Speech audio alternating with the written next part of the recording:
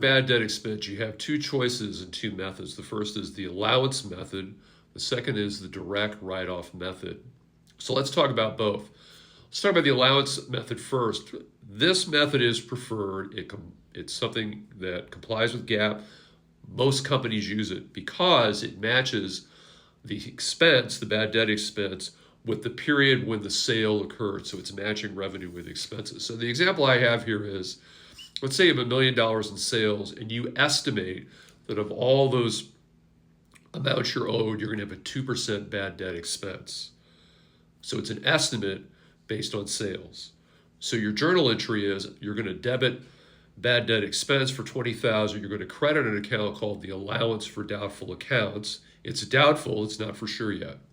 You're going to credit the allowance for doubtful accounts for $20,000. So you have the expense posted and you have the allowance balance. Now let's come to find out that $5,000 of it absolutely will not be collected. Let's say the company went bankrupt. So what do you do in that case?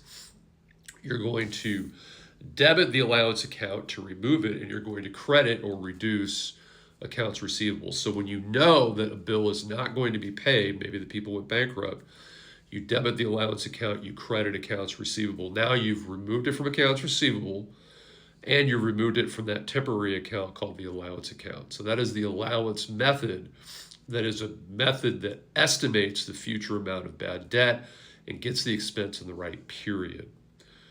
The simpler method that's less accurate is the direct write-off method, which means you don't record an expense until you know for sure that you won't be paid. The company goes out of business. So in that case, you debit bad debt expense, you credit accounts receivable. The problem here is that, let's say that you suspect that somebody may not pay you in March.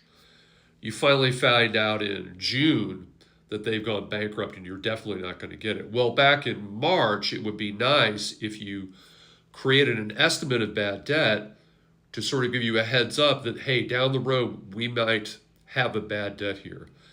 This method totally disconnects the expense of the bad debt from the sale, because if the sale occurred back in February or March, there's a disconnection from that and when you actually record the expense much later when you know the company went bankrupt. So there was a disconnection between matching revenue and expense.